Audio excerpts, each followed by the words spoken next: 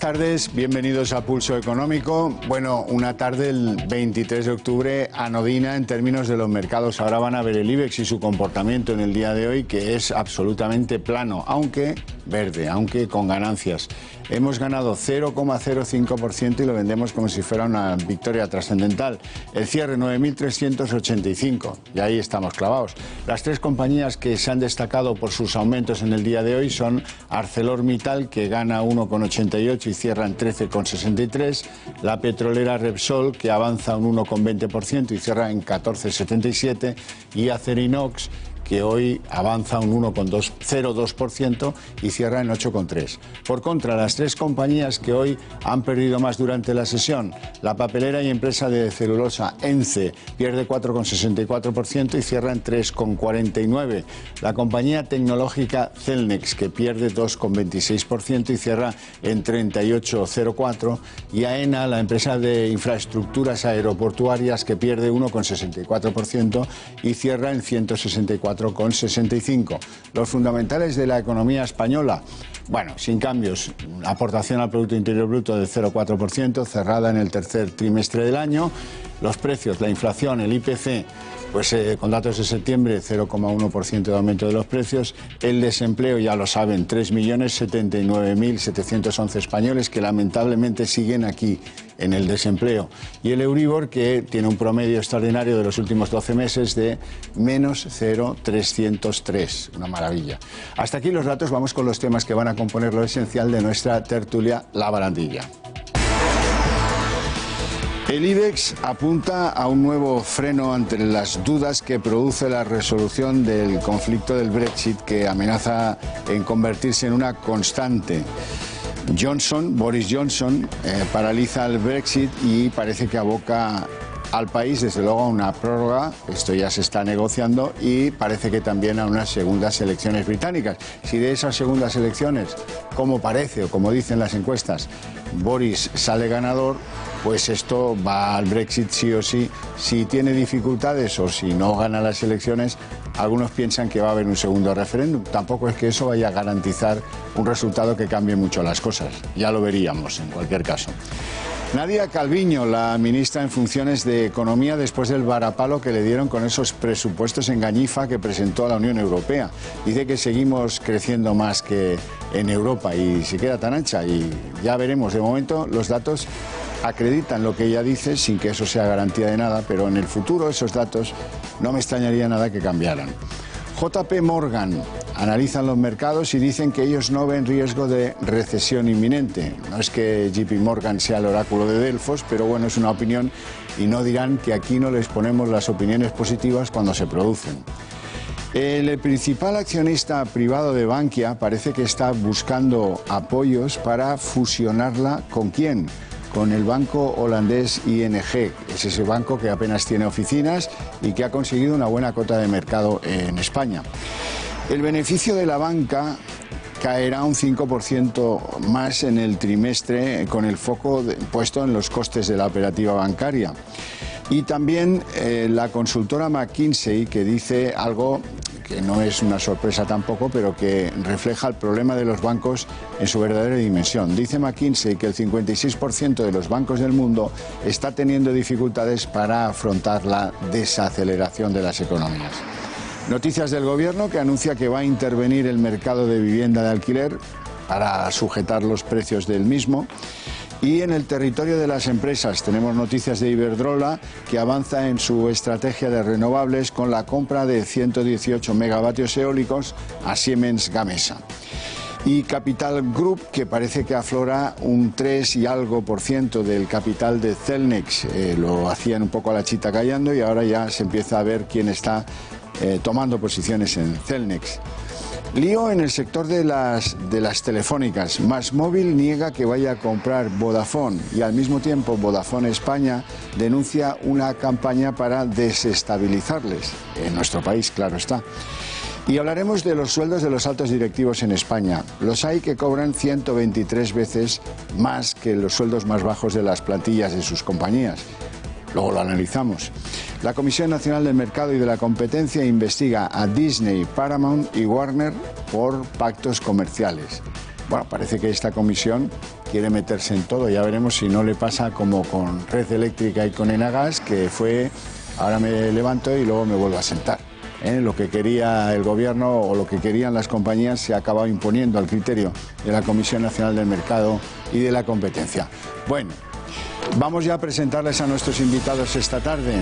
Don Darío García, ¿cómo está? Analista de XTV. Luego veremos a ver qué ha hecho la banca. Don Juan Carlos Higueras, ¿cómo está? Profesor de EAE Business School. Buenas tardes. La sección bursátil o de mercados hoy la podíamos casi saltar, ¿no? Porque no ha habido nada relevante ni entre los que suben ni entre los que bajan que sea digno de mencionar. ¿Estamos de acuerdo? Exactamente, ha habido mucho movimiento a lo largo de la sesión, tanto en la apertura europea como después de las 3:30 a partir de la apertura americana, y básicamente han hecho una pequeña oscilación donde han vuelto prácticamente al punto de partida. Profesor Higueras, ¿algo que añadir? Bueno, simplemente eso, cierta atonía cercano al soporte de los 9.000, bueno, pero bueno. Aquí cuando algo no se mueve y tal, pues acudimos a las muletas cómodas, que son la guerra comercial y el Brexit. El Brexit parece que los mercados lo tienen más que descontado, pero vamos a hablar del Brexit, que no falte, que no se diga. La decisión adoptada por el Parlamento británico, no quieren el Brexit Express, entonces va a haber un proceso de reflexión en la política británica y probablemente una convocatoria electoral. ¿Eso es tranquilizador, profesor? ¿No? ¿Nada? ¿Cómo? Bueno, eso es incertidumbre.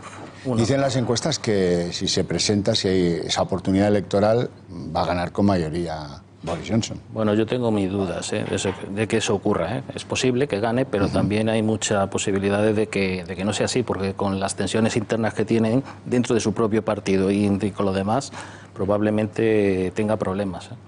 ¿Usted cómo lo ve? Más o menos lo veo desde la misma perspectiva. Básicamente una convocatoria de elecciones sería evitar un referéndum para probar si realmente la ciudadanía británica quiere de nuevo o quiere ratificar su decisión de salir de la Unión Europea, y bueno, pues unas elecciones podría ser lo más accesible y lo más rápido para comprobar que eso sea así, independientemente de que las posibilidades de una extensión por parte de la Unión Europea o una flexibilización que permitiría al Parlamento británico aplicar una salida pactada sin tener que esperar a llegar al 31 de enero, son varias posibilidades que se están encima de la mesa. En cualquier caso, sepan ustedes que el propio Banco de Inglaterra le dice a los ciudadanos británicos: oye, si el Brexit es negociado, perderemos alrededor del 5,1% en nuestra economía, y si la ruptura es virulenta, pues hasta el 8 y algo por ciento, ¿no? O sea que nadie está llamado a engaños, y a pesar de eso la situación está como está. Bueno, dejemos lo del Brexit, que lo solucionen los británicos, porque Europa tampoco parece que tenga interés en nada, ¿no? Europa les da las prórrogas que quieren, pero no ha sabido en todo este recorrido ofrecerles una coyuntura que, bueno, a algunos les haga reflexionar, pues si es así, más vale quedarse, ¿no? No han hecho gran cosa en ese territorio.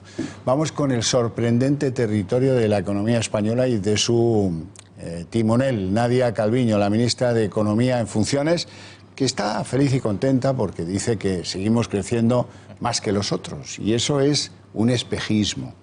Porque el dato estático de la última publicación indica efectivamente que España crece por encima de la media de la Unión Europea y de la mayoría del resto de los países. Pero el dibujo de nuestra gráfica es que vamos creciendo menos. Efectivamente, por lo tanto, si hiciéramos un poco el uso estricto de lo que es el técnico por la graficación, la tendencia, ¿no? Efectivamente podríamos deducir que quizá el próximo dato que se publicase, España no estaría tan bien como lo está ahora. O sea que puede venir que dentro de 2 meses esa misma gráfica que ahora enarbola la señora Calviño dijera que toda Europa ha ganado en crecimiento y España ha seguido perdiendo, y ya estuviéramos por debajo de los grandes en Europa, ¿no?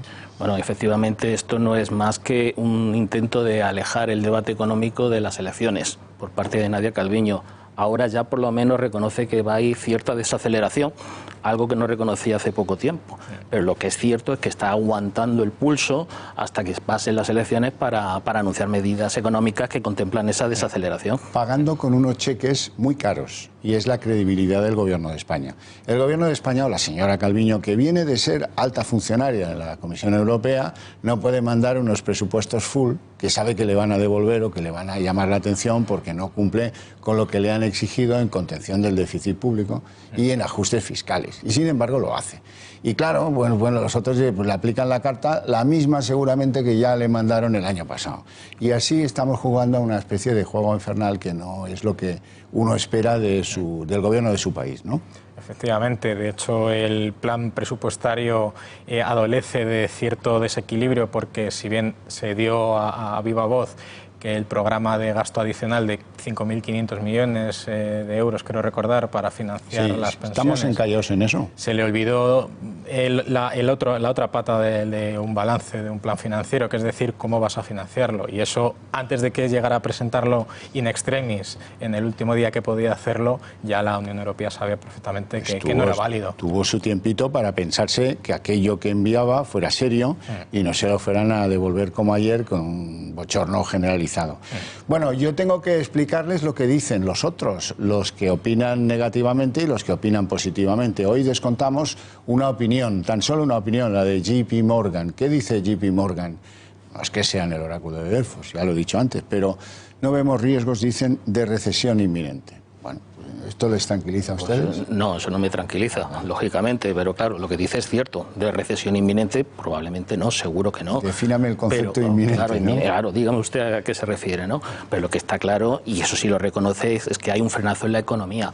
Bien es cierto que a mí me parece bien cómo lo comunica JP Morgan, porque si somos alarmistas, quizás eso agudice la desaceleración, ¿no?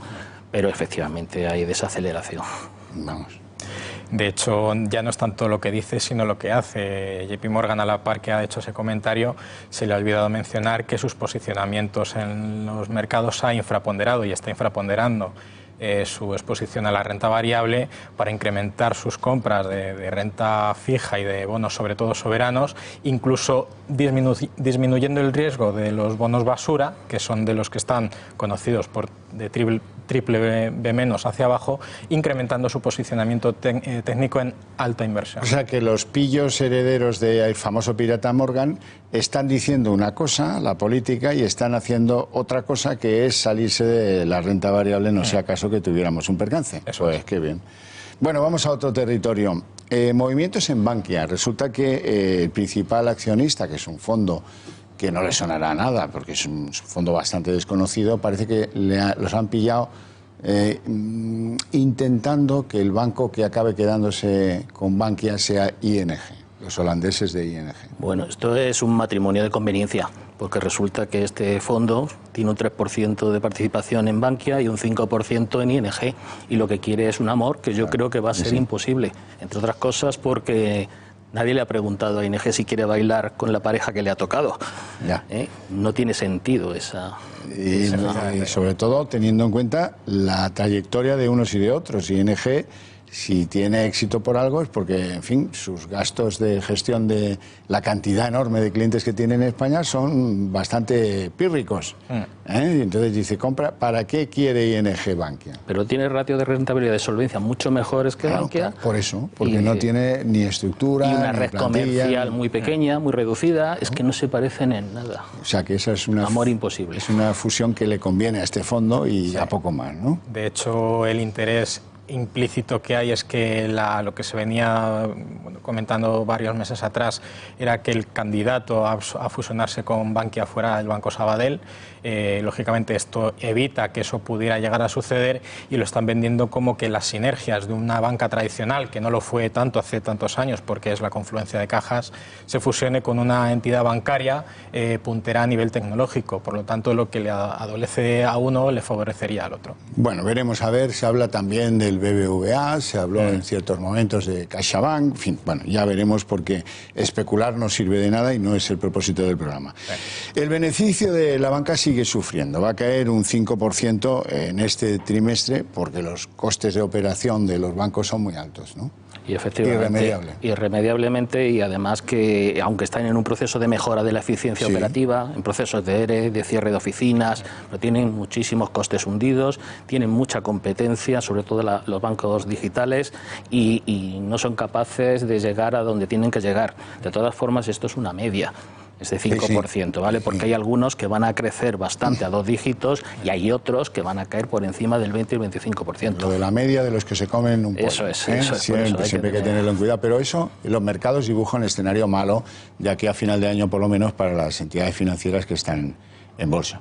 Efectivamente, de hecho, podemos relacionar esta noticia con la que hemos comentado previamente de Bankia, donde parece ser que la solución está en fusionar entidades para que cada vez haya menos en el mercado y, por lo tanto, se reduzca la competencia y sean, a su vez, too big to fail o demasiado grandes para caer, y que en cualquier caso de urgencia o de crisis económica siempre pudieran tener el respaldo de sus bancos centrales correspondientes. En ese momento y en esa situación llega la consultora McKinsey y dice que el 56% de los bancos en territorio occidental están teniendo problemas, dificultades para afrontar un proceso de desaceleración.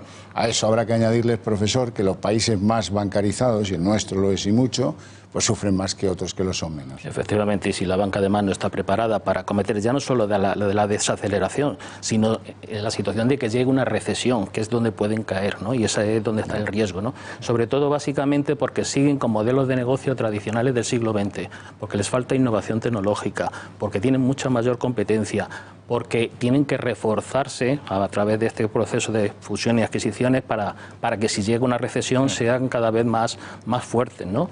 Y sobre todo porque de alguna forma no están acostumbrados a externalizar, y tienen que hacer más outsourcing, están acostumbrados a tener una estrategia de integración vertical, yo me lo guiso, yo me lo como, y eso le está pasando factura. Ya, es el pasado, es el pasado. Bueno, ¿qué le parece a usted, profesor, por ejemplo, empecemos por usted, esta iniciativa del gobierno que está a medias de la campaña electoral, ya no sabe uno si está en funciones o está proponiendo cosas? La cuestión es que el gobierno dice que va a intervenir el mercado de viviendas de alquiler. Bueno, dicho así, cuando lo lees te asustas porque me recuerda lo que está pasando en Berlín, ¿no? Realmente esto para mí es otro caramelo electoral más, de los que nos quedan por oír en los próximos días, ¿no? No me parece mala idea si efectivamente se lleva a cabo. Lo que ocurre es que siempre que un gobierno ha intentado poner vivienda pública en alquiler, al final se ha quedado en agua de borrajas. Bueno, pero ¿no fue este gobierno el que amplió a 5 los años del contrato de alquiler? Sí. O sea, que eso ha sido una medida inútil, como algunos decíamos, ¿no? Sino el que de alguna forma critica la gestión de la sanidad pública por empresas privadas. Y esto es exactamente lo mismo, pero con el mercado inmobiliario. De hecho, en este caso, menos mal que la noticia no es, se puede tomar literalmente, porque no es poner un contingente a los precios o poner un tope al precio de alquiler. Lo que está haciendo de alguna manera es incrementar la oferta en el mercado para que el propio mercado se regule y baje los precios. No sé si quieren añadir algo, pero Iberdrola le ha comprado 118 megavatios a Siemens Gamesa. Bueno, toman posiciones muy serias en materia de energías renovables, y a mí me parece mucho más llamativo que emerja dentro de Cellnex, que es una de las compañías que mejor se defienden en los últimos tiempos en el IBEX, Capital Group. 3,1% de la compañía tiene Capital Group. Bueno, al fin y al cabo son datos públicos que cuando salen los informes sale el accionariado, quien lo compone. Y bueno, las correcciones que estamos viendo en Cellnex durante estos últimos días vienen por las noticias positivas de sus adquisiciones para ser líderes en Europa, y simplemente es una toma de beneficios para seguir con su tendencia, que está más que justificada a nivel fundamental.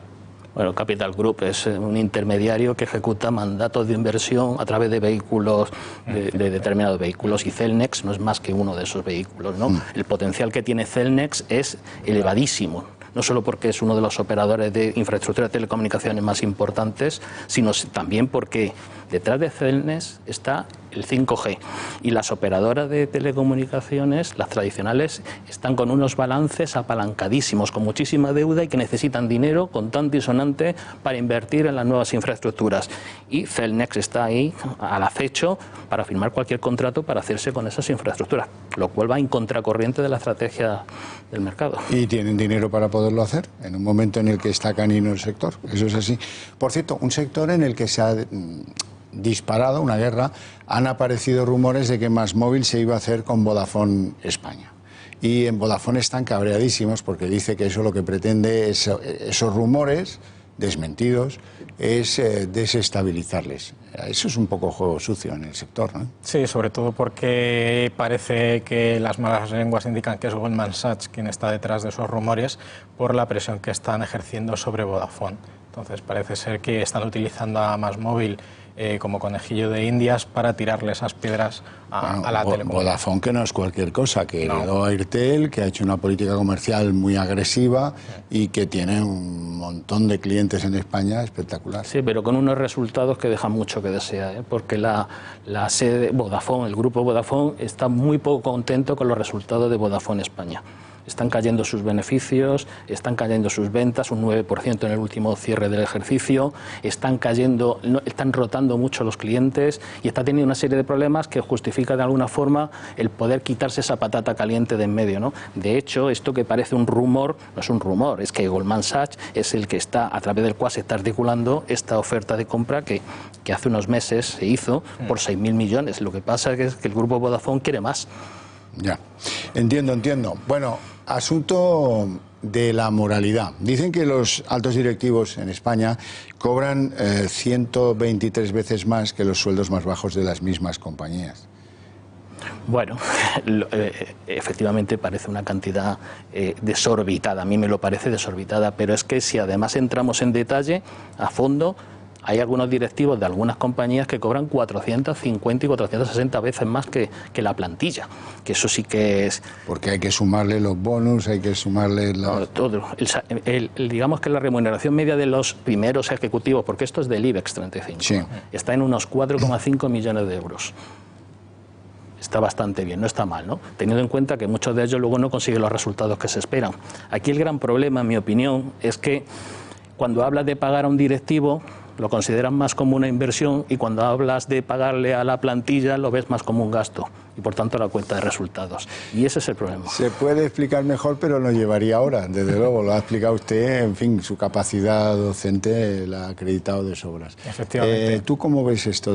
¿Nos diferenciamos de otros mercados en esa...? No, pero probablemente por el entramado empresarial que tiene España, los segmentos más potentes que existen a día de hoy en el IBEX 35 adolecen de retribuir en proporción, pues de manera escandalosa, llamémoslo así, hasta 460 y pico veces a sus directivos por el entramado de conexiones, el famoso networking que tienen ese tipo de directivos con el resto del sector a nivel mundial. Por lo tanto, estás pagando un intangible vía salario a esos empleados que son o bien los presidentes o los directivos gerentes de las compañías para conseguir beneficios más allá de los propios resultados financieros.